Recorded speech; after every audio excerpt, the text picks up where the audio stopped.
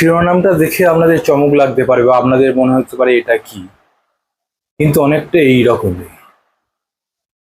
30B Harish Chatterjee street, Kalighat, যেখানে মমতা বন্দ্যোপাধ্যায় থাকেন, সেখানে যখন আজ বিকালে সিআইডি হাজির, তখনই সোনিয়া গান্ধীর বাড়িতে 10 জনপথে মমতা বন্দ্যোপাধ্যায়।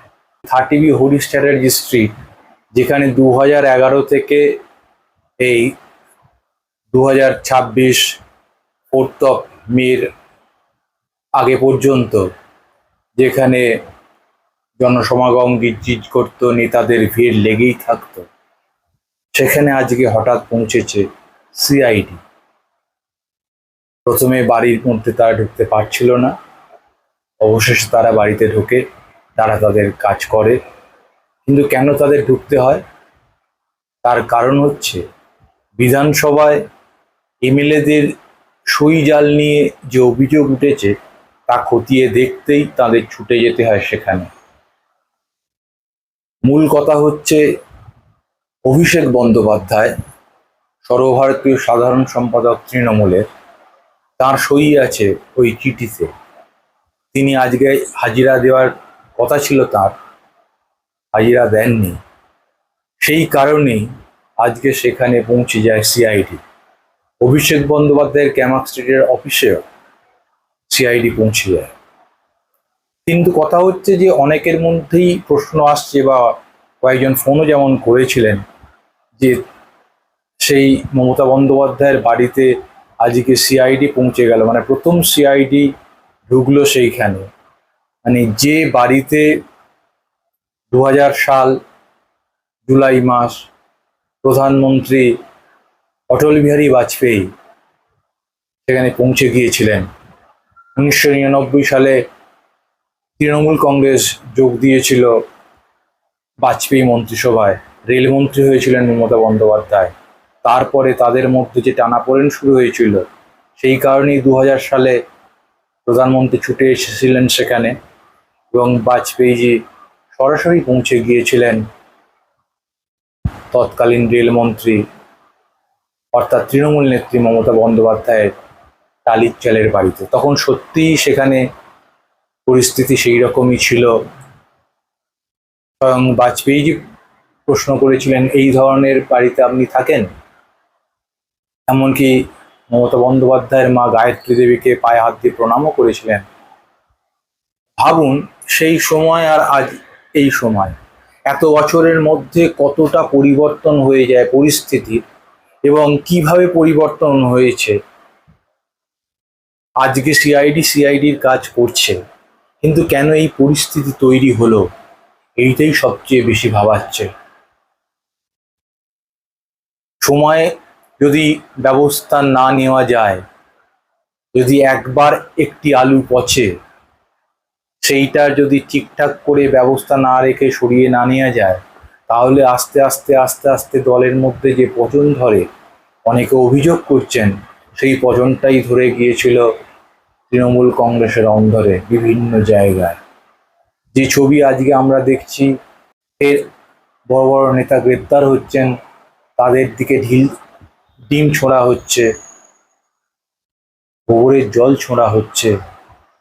সেখানে রাজনীতি থাকতে পারে, কিন্তু কথা হচ্ছে মানুষের, এক শ্রেণীর মানুষের রোষটাকেও অস্বীকার করা যায় না। কেননা বাংলায় আগে এই ছবি দেখেনি। কিন্তু কথা হচ্ছে, কেন আমি বলছি যে সিআইডি যখন কালীঘাটে, তখন সোনিয়া গান্ধীর আশ্রয়ে মমতা বন্দ্যোপাধ্যায়, কারণ আজকেই মমতা বন্দ্যোপাধ্যায় বিকেলবেলা পৌঁছে যান সোনিয়া গান্ধীর বাড়িতে, বেশ কিছুক্ষণ থাকেন তিনি সেখানে। গতকালই ইন্ডিয়া মঞ্চের বৈঠক হয়েছিল, সেই জোটের বৈঠকে মমতা বন্দ্যোপাধ্যায় বেশি কথা বলেননি, দু একটি কথা ছাড়া। সেখানে উঠে এসেছিল কিভাবে এখানে নির্বাচন কমিশন তৃণমূল কংগ্রেসকে হারিয়েছে, তার কথা তিনি একবার বলেছেন, কিন্তু সেই অর্থে তিনি চুপই ছিলেন। কিন্তু আজকে যখন সিআইডি তার বাড়িতে পৌঁছে যাচ্ছে, তখন তিনি পৌঁছে যাচ্ছেন সোনিয়া গান্ধীর বাড়িতে। একটু ইতিহাসকে টেনে আনি এখানে। এটা আমারও শোনা কথা, মমতা বন্দ্যোপাধ্যায়ের ঘনিষ্ঠদের মুখেই আমি শুনেছিলাম এই কথা।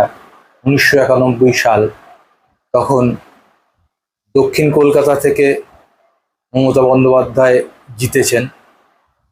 প্রথম জিতেছিলেন উনি 1984 সালে যাদবপুর থেকে সোমনাথ চট্টোপাধ্যায়কে হারিয়ে, এটা আপনারা জানেন অনেকেই। তারপরে 1989 সালে সেই যাদবপুর কেন্দ্রে তিনি হারেন। কিন্তু 1991 সালে রাজীব গান্ধীর মৃত্যু, তারপরে যে ভোট হয়, সেই সময় মমতা বন্দ্যোপাধ্যায় বিপুল ভোটে জেতেন। এবং তারপরে তিনি জানেন না, তিনি দিল্লি গেছেন। দিল্লি গিয়ে হঠাৎ শোনেন তাকে খোঁজ করছেন সোনিয়া গান্ধী। কি ব্যাপার, কোথায় তুমি, এক্ষুনি এসো আমার বাড়িতে। তিনি জানেন না কেন যেতে হবে। ঠিক আছে, খোঁজ নিয়ে নিয়ে নিয়ে নিয়ে তিনি গেছেন। তখন একটা পুঁটলি নিয়ে গেছেন, সেই অর্থে পুঁটলি, কারণ একটা ছোট্ট ব্যাগ, সেখানে কিছু কাপড় নিয়ে সোজা চলে গেছেন এমপি হয়ে। ভাবুন, আজ থেকে প্রায় 35 বছর আগের ঘটনা। সেই সময় তিনি প্রতিমন্ত্রী হচ্ছেন। সোনিয়া গান্ধীর আগে তখন অবস্থা দেখে বলছেন, ঠিক আছে তুমি এই কাপড়টা পরে চলো, তোমায় আজকে মন্ত্রী হিসাবে শপথ নিতে হবে। সেই যে রিলেশন বহু বছর ধরে চলেছিল, তার মধ্যে টানাপোড়েনও চলেছে অনেকবার, অনেক ক্ষেত্রেই মনোমালিন্য ঘটেছে। সোজা কথা বলতে গেলে 5 বছর পর এই প্রথম 10 জনপথে সোনিয়া গান্ধীর সঙ্গে বাড়ি থেকে দেখা করতে গেলেন মমতা বন্দ্যোপাধ্যায়। 5 বছর পর পরিস্থিতি এমন দিকে মোড় নেয়, মাঝে মাঝে এই ধরনের ঘটনা ঘটে যায়, আর ইতিহাস তখন ফিরে আসে নানাভাবে।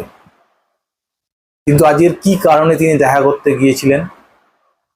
রাজনীতির যারা অলিগলি চেনেন এবং দিল্লির খবরাখবর রাখেন, তারা অনেকেই বলছেন, দেখুন সেখানে তো আজকে রাহুল গান্ধী ছিলেন না, ফলে ইন্ডিয়া জোট নিয়ে কথা হওয়ার সম্ভাবনা খুবই কম। তাহলে কি ঘরোয়া কথাবার্তা? দুজন মহিলা যারা দীর্ঘদিনের পরিচিত, একে অপরের বিপদ যখন, সেই সন্ধিক্ষণে কি তারা কাছে এসেছেন, মনের কথা বলছেন, তারা পরিস্থিতি কিভাবে মোকাবিলা করা যায় সেই কথা হচ্ছে। জানি না আসলে কি ঘটছে, কিন্তু তাদের মনের কথা কিছুটা পড়াই যায়। দুজনেই কোণঠাসা দুদিকে। কংগ্রেস দিল্লিতে, তৃণমূল কংগ্রেস বা মমতা বন্দ্যোপাধ্যায় এইখানে বাংলায়, কেন তৃণমূল কংগ্রেস এর মধ্যেই ভেঙে চৌচির হয়ে গেছে। ফলে আজ অন্য ইকুয়েশন দেখা যাচ্ছে, এখান থেকে সেখানে, দুই রাজধানীতেই, কলকাতা থেকে দিল্লিতে। এই ব্যাপারে আপনাদের কি মনে হচ্ছে? আপনারাও আপনাদের ভাবনা চিন্তা লিখে জানান। দেখতে থাকুন জার্নো অমিত। নমস্কার।